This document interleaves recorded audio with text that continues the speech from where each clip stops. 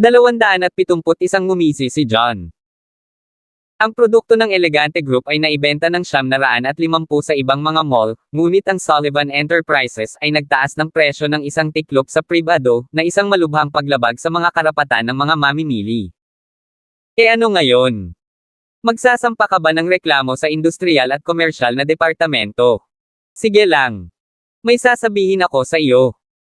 May mga koneksyon ng Sullivan Enterprises sa mga departamentong iyon kaya walang magagawa ang paghahain ng reklamo. Mapanuksong sabi ni Brody. Ang pagtataas ng presyo ng produkto ng Elegante Group sa kanilang mga sangay ay isang maliit na pagkakasala at kahit na makatanggap ang gobyerno ng mga ulat tungkol dito, hindi sila maaabala na aksyonan ito. Hindi banggitin na ang Sullivan Enterprises ay nagpatakbo ng negosyo nito sa Palanan City sa loob ng maraming taon at nakagawa ng isang malakas na network. Maliban kung si John ay may kapangyarihang katumbas ng isang hari, hindi siya makakapagdulot ng anumang pinsala. Ganoon ba? Maghintay at tingnan lamang, kung gayon. Sa pagkakataong ito, isasara ko na ang lahat ng cosmetic store sa ilalim ng Sullivan Enterprises. Ngumisi si John. Shutdown kami. Sino ka sa tingin mo? Anong biro? Humagalpak ng tawa si Brody. Ikaw ay walang iba kundi isang hamak. Huwag mong ipahiya ang sarili mo. Ngumisi si Evelyn at mapanuksong tumingin kay John na parang tumitingin sa isang payaso. Hindi pinansin ni John ang dalawa at kinuha ang phone niya para tawagan si Jensen.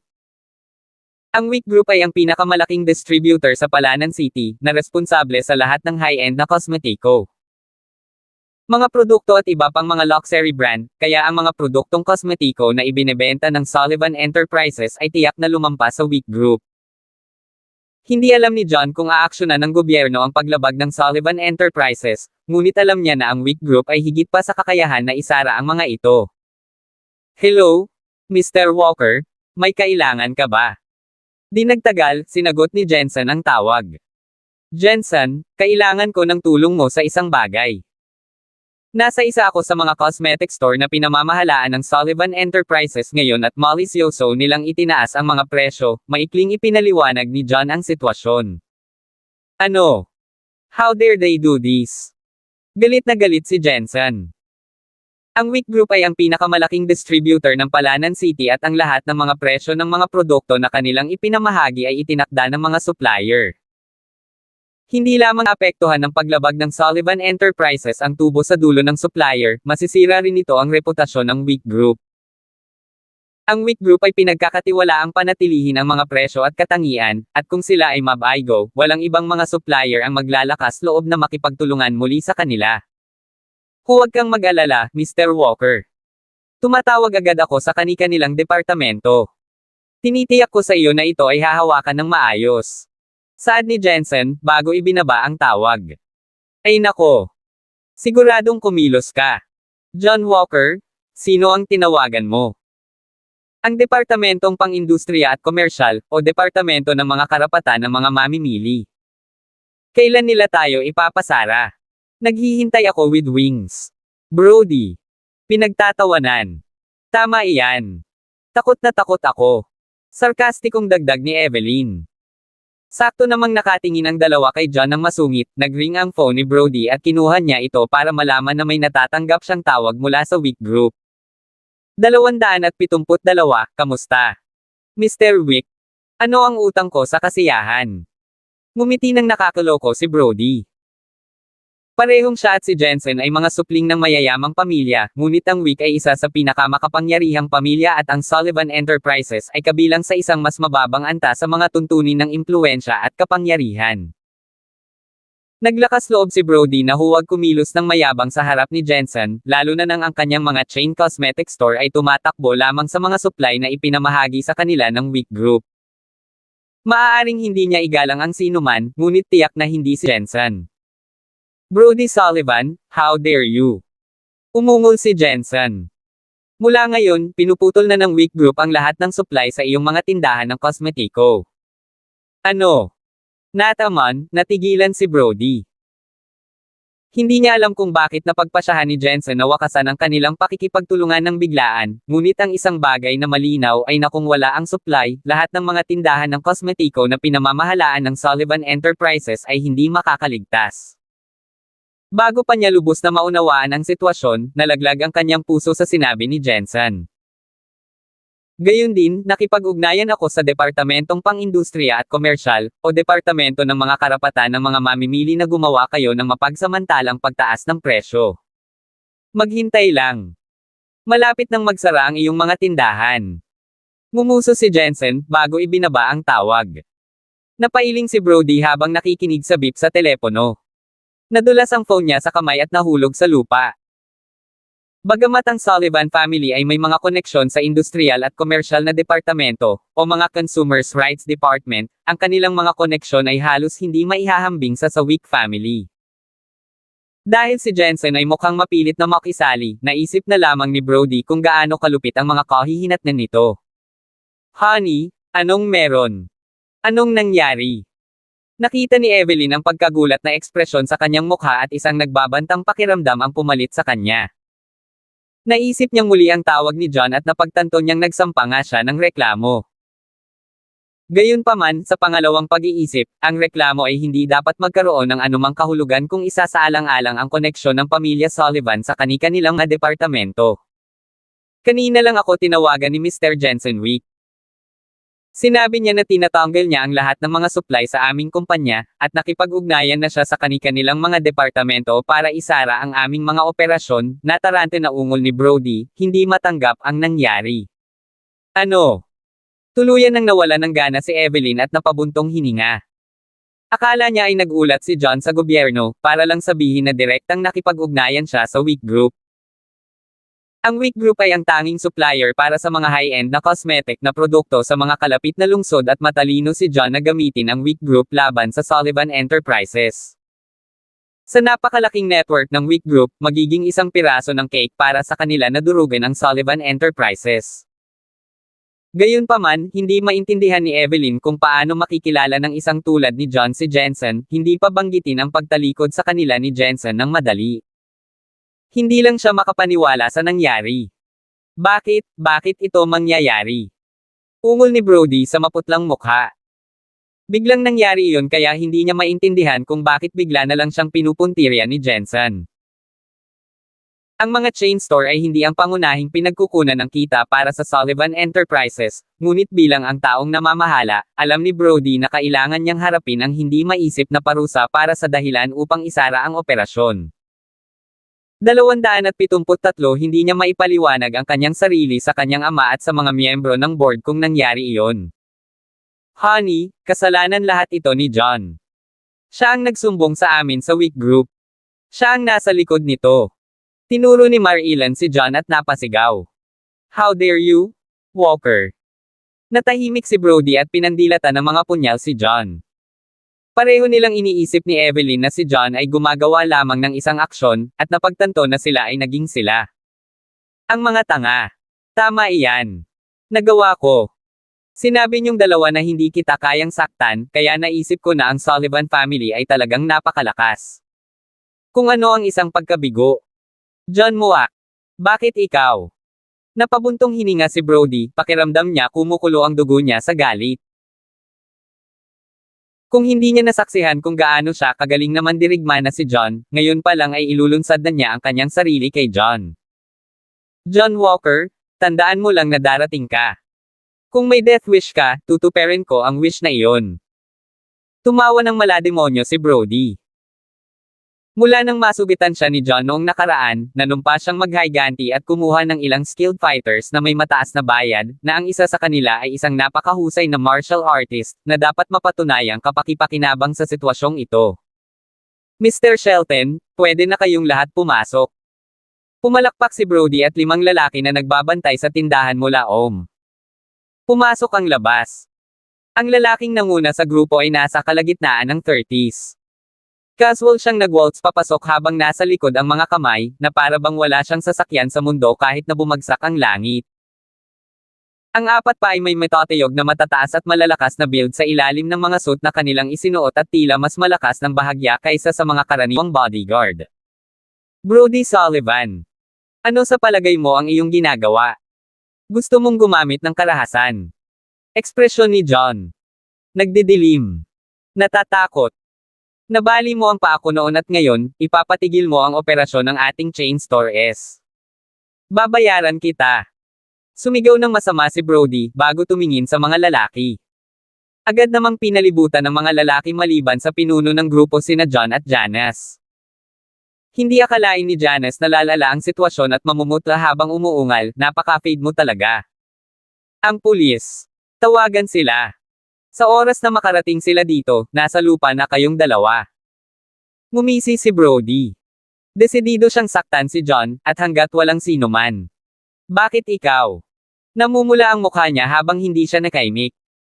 Nang mapansin ang tensyon sa hangin, ang iba pang mga customer ay agad na umalis, kasama ang ilang mas matapang na nananatili sa tabi. Para pagmasdan sila mula sa malayo. John, ano ang dapat nating gawin ngayon? Kinagat ni Janice ang ibabang labi dahil nag-aalala.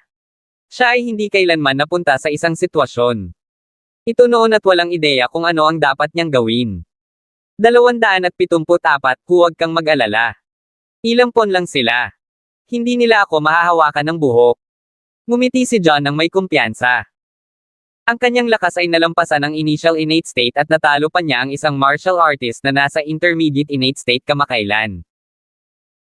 Ang mga lalaking nauna sa kanya ay mga mandirigma lamang na walang bakas ng tunay na enerhiya, kaya't maaari lamang silang maging mas malakas ng kaunti kaysa sa mga ordinaryong bodyguard at walang kapantay para sa kanya. Brat, sinong tinatawag mong Pons? Gusto mo bang mamatay? Galit na galit ang apat na lalaki. Hindi sila pinansin ni John at malamig na tinitigan si Brody. Brody Sullivan, binalaan na kita na huwag mo akong tatalikuran. Binibigyan kita ng huling pagkakataon. Tumigil ka na, at maaari akong magpanggap na hindi ito nangyari, o babayaran mo ito. Sumabog ang mga tao sa paligid nila sa sinabi ni John.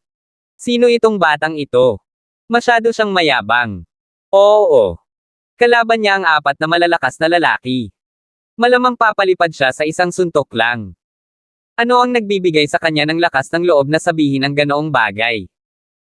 Nag-usap-usap ang mga tao, naaliw sa kay-abangan ni John. Kahit na matangkad si John, medyo payat siya at kahit sino sa mga profesional na manlalaban ay madali siyang matatalo. Sa lalong madaling panahon, hindi ka na makakakilos ng sobrang saplada. Sige, turuan mo ako ng leksyon. Utos ni Brody na may kasamang A. Ngumisi. Naprovoke ang mga lalaki sa sinabi ni John kanina at hindi na sila nagtimpi ng humakbang papalapit sa kanya. John, ingat ka. Tinakpin ni Janice ang bibig at namutla sa takot. Naging kaklase niya si John sa loob ng 4 na taon nilang kolehiyo at alam niya ang limitasyon ng kakayahan nito. Hindi man lang kayang talunin ni John si Dominic na laging nambo-bully sa kanya, at ang 4 na lalaking nauna sa kanila ay mas malakas kaysa kay Dominic, kaya hindi niya maisip kung paano magkakaroon ng tsansa si John na manalo. Dapat alam mong lahat ang iyong sariling lakas. Ngumisi si John at pinagtanggol si Janice gamit ang isang braso, bago nagpakawala ng suntok sa pinakamalapit na kalaban, bago bumaling para sipin ang isa pa na sumilip sa kanyang likuran. Lahat ng 4 na lalaki ay mga profesional na mandirigma na kasing husay ng ilang martial artist, kaya ang bawat isa sa kanila ay madaling talunin ang 8 hanggang 10 tao sa kanilang sarili. Gayunpaman, kasama si John bilang kanilang kalaban, ang pagkakaiba sa kapangyarihan ay napakalaki para sa kanila upang mahawakan.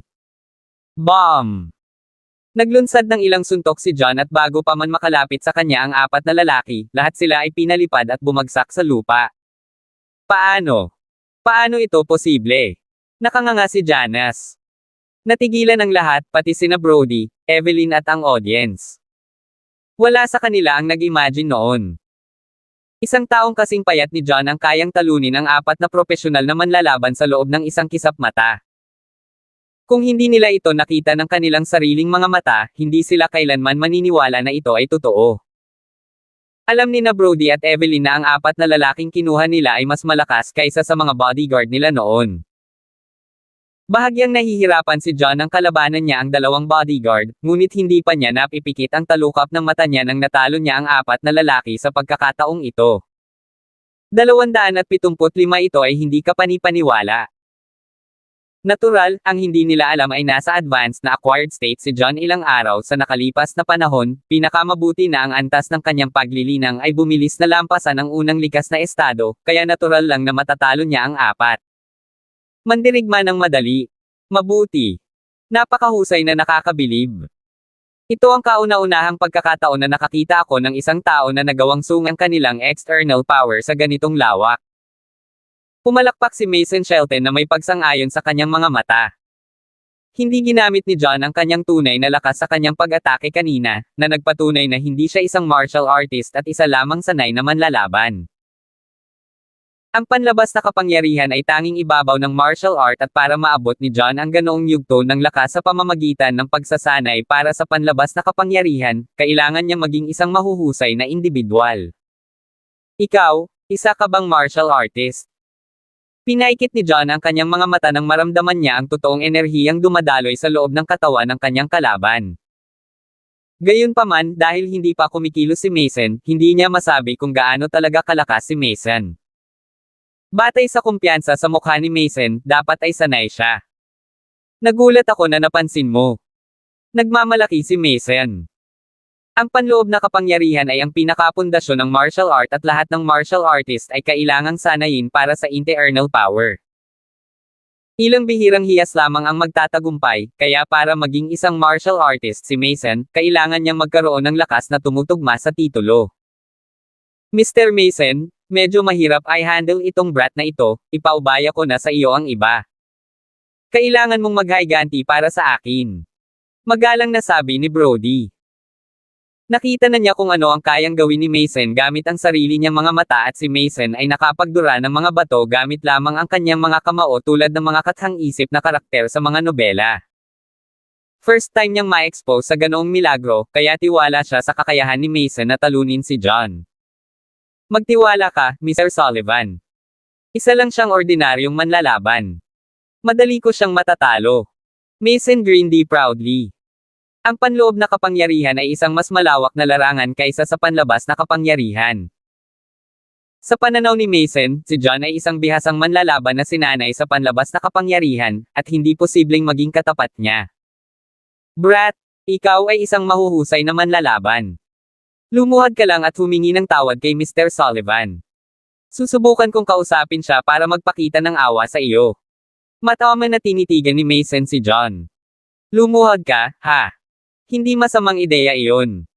Kung luluhod kayong dalawa at humingi ng tawad mamaya, baka ilibre ko kayo. Walang pakialam na sabi ni John. Ang yabang. Galit na inihampas ni Mason ang palad sa mesang nasa harapan niya. Bomb! Kasunod ng nakakabinging tunog, nagkapira-piraso ang lamesang bato. Napanganga ang mga tao sa nakita at napaatras sa takot. Wow!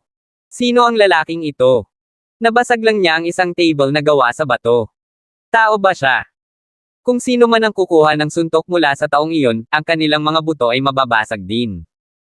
Pelikula ba ito? Bakit mas madrama ito kaysa sa isang pelikula? Nanginginig ang iba habang nakatingin kay Mason na may halong takot. Hindi ito pelikula. Si Mr. Mason dito ang totoong deal. Napangisi si Brody sa reaksyon ng iba. 276 na nasiyahan sa reaksyon ng iba, nilinggan ni Mason si John na may pang-aalipusta. Brat, nakita mo ba yon? Yan ang internal power ng isang skilled martial artist. Bibigyan kita ng huling pagkakataon. Nakaluhod ka ba, o sa halip ay pipilitin kitang pababain? Pumili ka. Napakadaldol mo. Gawin na lang natin ito. Pinulot ni John ang kanyang tainga at naiinip na sinabi. Siya ay naging maingat tungkol sa lalim ng lakas ni Mason, ngunit sa panahon ng palabas na ginawa ni Mason kanina, naramdaman niya sa pamamagitan ng daloy ng tunay na enerhiya na naabot lamang ni Mason ang rurok ng acquired state. Si John ay hindi magkakaroon ng pagkakataon laban kay Mason sa nakaraan, ngunit kung isa sa alang-alang ang katotohanan na nalampasan niya ang initial innate state, si Mason ay hindi isang banta sa kanya. Mayroon kang darating, brat. Ipapakita ko sa iyo. Dahil sa galit, mabilis na sinuntok ni Mason si John. Sa pag-aalala na baka masugitan si Janice sa enerhiyang lumalabas sa kamao ni Mason, hindi umiwas si John at Naglunsad ng isang sipa patungo sa dibdib ni Mason. Natitiyak ni Mason na hindi martial artist si John at kaya niyang talunin si John sa mga tuntunin ng bilis at kapangyarihan, kaya wala siyang pakialam na umiwas sa sipa. Pinalakas lang niya ang kapangyarihan ng kanyang kamao sa pagtatangkang talunin si John N sa isang suntok. Tapos na. Patay na ang batang iyon. Tingnan mo ang payat niya. Malamang hindi siya makakaligtas sa suntok na iyon. Siyempre. Binasag lang ng lalaking iyon ang bato. Ang batang iyon ay hindi posibleng mas matigas pa sa bato. Kung tatamaan siya, masusugatan siya kahit na makaligtas siya. Nagbuntong hininga ang mga tao at umiling-iling ng may simpatiya habang inilarawan ang nakikitang pagkamatay ni John. Mr. Mason, huwag kang magpigil. Break mo siya. Hanggat nabubuhay pa siya, panagutan ko ang lahat ng mangyayari. Marahas na sigaw ni Brody, si Evelyn naman ay tuwang-tuwa. Hindi. Namutla si Janice at parang hihimatayin na siya. Nakita niya kung gaano kalakas si Mason nang basagin niya ang stone table, at maiisip na lang niya kung ano ang mangyayari kay John kung kukuha siya ng suntok. Bomb! Bago pa dumapo ang suntok ni Mason sa target nito, isang matinding sakit ang tumusok sa kanyang dibdib at siya ay napalipad. Habang lumilipad siya sa malayo, sa wakas ay napagtanto niya kung gaano siya naging mali. Si John ay mas malakas sa kanya sa mga tuntunin ng bilis at lakas, hanggang sa siya ay natalo bago maabot ang leon. Sa kasamaang palad, huli na. Pat! Buong lakas siyang bumagsak sa lupa at nagdere ng dugo. Ano? Nalaglag ang panga sa kanilang paligid habang nagtataka ang mga manunood sa isa't isa. Wala sa kanila ang nagkaroon. Malamang matatalo ni John si Mason sa isang kisap mata. Nayanig ang lahat sa hindi inaasahang resulta at nabalot ng katahimikan ang karamihan. Iyan. Hindi pwede. 277 hindi makapaniwala si Brody sa kanyang mga mata. Alam niya kung gaano kalakas si Mason at hindi niya inaasahan na matatalo siya ni John sa ganoong kaikling panahon na walang pagkakataong makalaban.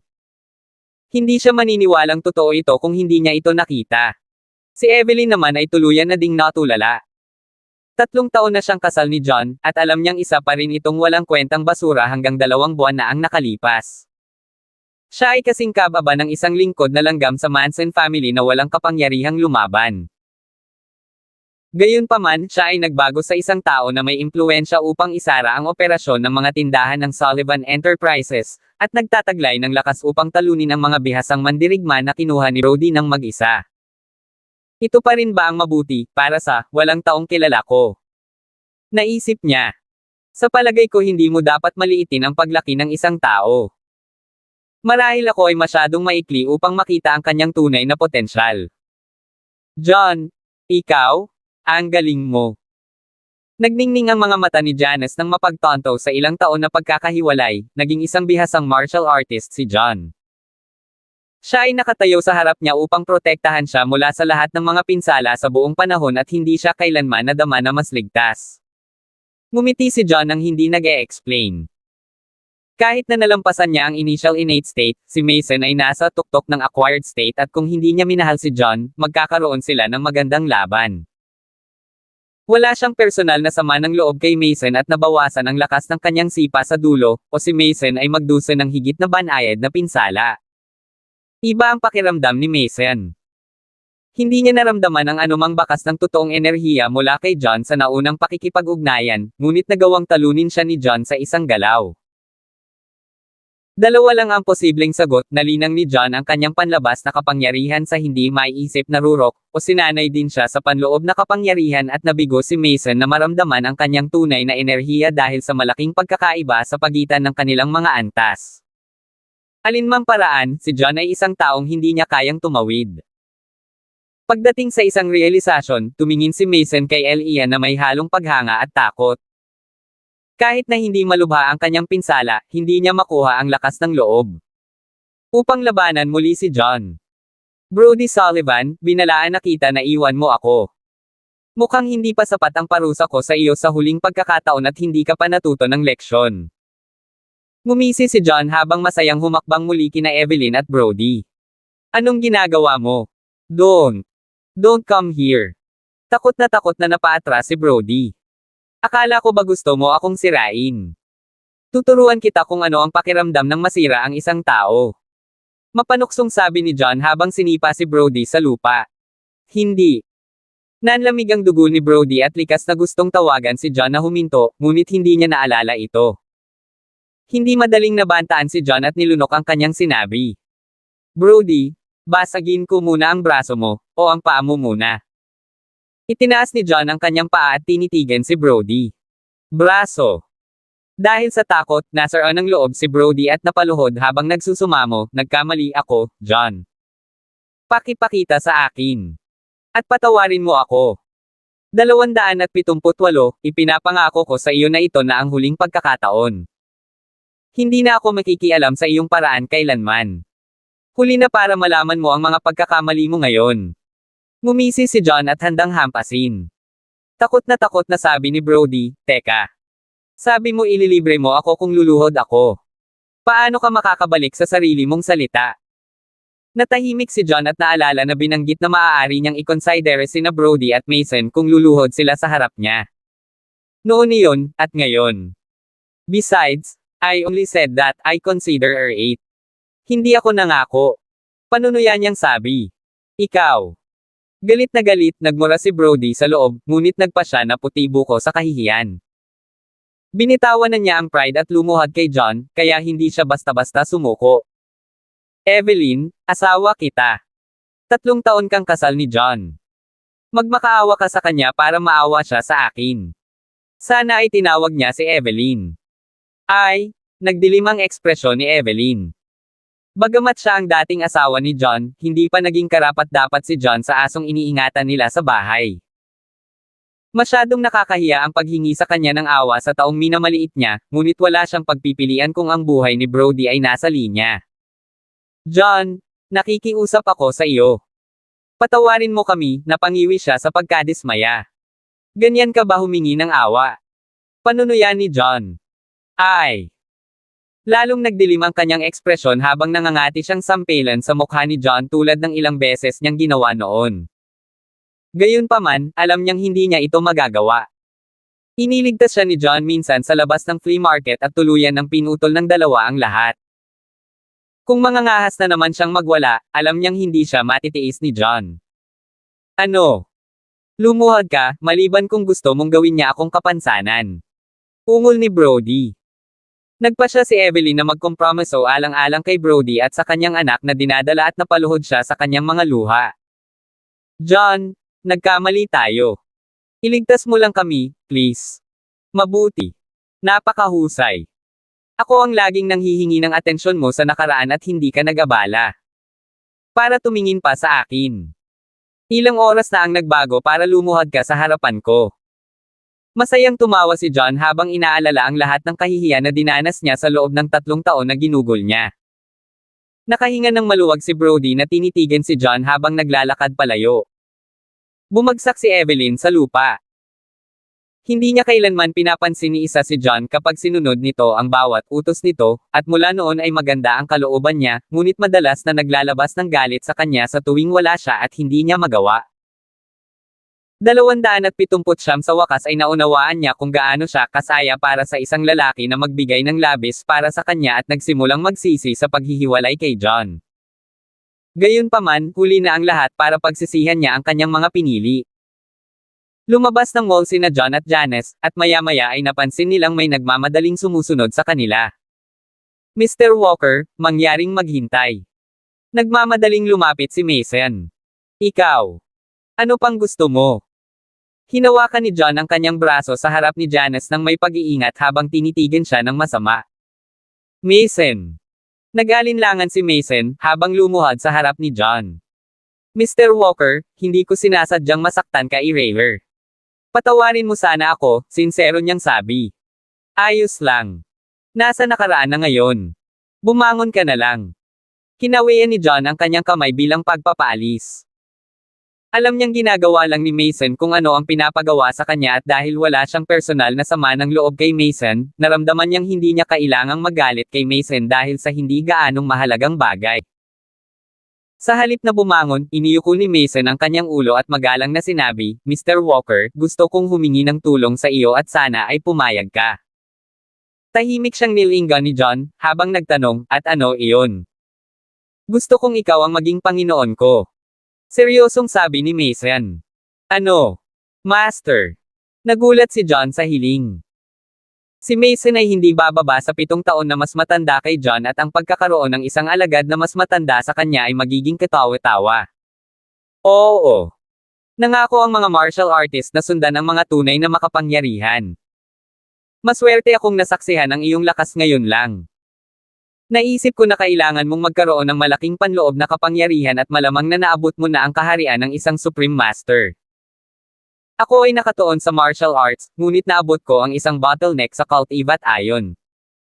Gusto kong maging disipulo mo para matulungan mo akong maipasa ito. Tumangala si Mason kay John ng may paghanga. Madarama ng mga martial artist ang antas ng paglilinang ng isa't isa sa pamamagitan ng mga alon ng kanilang tunay na enerhiya, ngunit sa loob lamang ng isang antas. Si Mason ay nasa tuktok ng acquired state, kaya naramdaman niya ang totoong enerhiya ng isang tao sa tuktok ng innate state. Gayunpaman, hindi niya ma-detect ang tunay na enerhiya ni John, na hindi niya nalampasan ang antas ni John kung saan maaari niyang makita. Ang saklaw. Ang realm of a Supreme Master ay ang antas sa itaas ng innate state at para sa isang tao na nasa ganoong antas, sila ay magiging isa sa pinakamakapangyarihang martial artist. Napagkamalan ni Mason si John bilang isang martial artist sa realm of a Supreme Master at gustong-gusto. Hindi ako ganoon kalakas, at wala akong balak kumuha ng mga alagad. Umiling si John at tinanggihan ang pagkain. Dahil sa ayaw sumuko, iniyuko muli ni Mason ang kanyang ulo, na hinampas ito sa sahig. Pakiusap, Mr. Walker. Hindi naman sa ayaw ko. Hindi ko lang kaya na kunin ka bilang isang disipulo. Naguguluhan si John. Shawa. Bomb. Muling ibinagsak ni Mason ang kanyang ulo sa sahig hanggang sa dumyugo ang kanyang noo. Mr. Walker, alam ko. 280, bigyan mo lang ako ng pagkakataon. Nakuha ng kanilang interaksyon ang atensyon ng mga dumadaan, dahilan para nanlaki ang mga mata ng mga tao sa kanilang paligid sa gulat at nagnakaw ng mga nagtatakang tingin kay John habang si Mason ay nakayuko kay John. Maging si Janice ay hindi alam kung ano ang isasagot. Bumangon ka na lang muna. Udyok ni John. Mabilis ang paglalakbay ng balita sa internet at ayaw niyang mapagkamalang bully. Kung tatanggihan mo akong kunin bilang iyong alagad, hindi ako babangon. May determinasyon na sabi ni Mason. Bumangon ka na lang muna. I can't be your master, but I can offer you some advice since you seem sincere, pagtitiyak ni John sa kanya na may problemadong ekspresyon, habang iniisip kung paano niya matutulungan si Mason. Salamat sa iyo, Master. Sa sobrang tuwa, muling iniyuko ni Mason ang kanyang ulo bago bumangon. Huwag mo akong tawaging Master. Sinabi ko sa iyo na hindi ako alagad. Payo lang ang maibibigay ko sa iyo, at huwag mo na akong tatawaging ganyan, sabi ni John. Hindi siya isang martial artist, ngunit ang sage art ay nagbahaging isang katulad na pundasyon sa martial art upang siya ay makapag-alok ng ilang piraso ng payo. Ang tanging inaalala niya ay hindi siya makatitiyak kung ang kanyang payo ay tunay na makatutulong kay Mason. Oh, okay, kung ganoon. Salamat, Mr. Walker. Nagpa siya si Mason na baguhin ang kanyang paraan ng pagtugon kay John. Sinilip ni John si Mason pataas at pababa, bago natauhan. Mason, tama ba? Ibigay mo sa akin ang iyong kamay. Hayaan mong tingnan ko ang pulso mo. Para saan? Saglit na nag-alinlangan si Mason, ngunit inabot niya pa rin ang kanyang braso. Nang matapos si John, nagtanong siya, Mason, kung hindi ako nagkakamali, may internal injury ka noon, di ba? Nagdilim ang ekspresyon ni Mason. Oo. Nagkaroon ako ng sama ng loob sa isang bihasang martial artist at nasugatan niya ako 6 na taon na ang nakararaan. Simula noon, hindi na ako nakalampas sa tuktok ng acquired state. Nakita ko. Bulalas ni John. Sa pagsuri sa katawan ni Mason, napansin niyang nasira ang ilang bitik sa internal circulation ni Mason na naging sanhi ng pagbabara. Kung maa-unblock niya ang sirkulasyon, maaaring malampasan ni Mason ang kanyang bottleneck at hindi na kailangang problemayan ni John ang kanyang sarili sa pagbibigay ng anumang payo kay Mason. Maupo ka. Inutusan ni John si Mason na maupo nang nakakross ang kanyang mga paa sa isang tahimik na lugar, bago gamitin ang 6 points of fate sa pamamagitan ng pagdiin ng kanyang mga daliri sa mga pressure point ni Mason. Ang panloob na pinsala na natamo ni Mason ay matagal nang nakabawi, na nag-iwan ng banayad na pagbabara sa loob ng kanyang katawan at ito ay isang problema na madaling malutas ng isang taong may kakayahan ni John. Ilang sandali pa, isang alon ng singaw ang bumuhos mula sa tuktok ng ulo ni Mason. Una niyang naramdaman ang isang bukol sa kanyang lalamunan, befo kulay dugo. Well, ano ang nararamdaman mo ngayon? Huminto si John at nakangiting tanong. Anong klaseng tanong yan? Dumudura ako ng dugo, kaya ayos lang ba ako? Naisip ni Mason. Sa kanyang sarili, bago naramdaman ang kanyang tunay na enerhiya na dumadaloy ng maayos sa kanyang katawan. Ang intermediate innate state. Ang aking antas ay tumaas ng 2 antas at naabot ang intermediate innate state. Paano ito posible? Napatalon siya sa tuwa. Kinalma niya ang sarili para suriin ang sarili niya. Antas ng paglilinaw at labis na natuwa nang makumpirma niyang tama siya.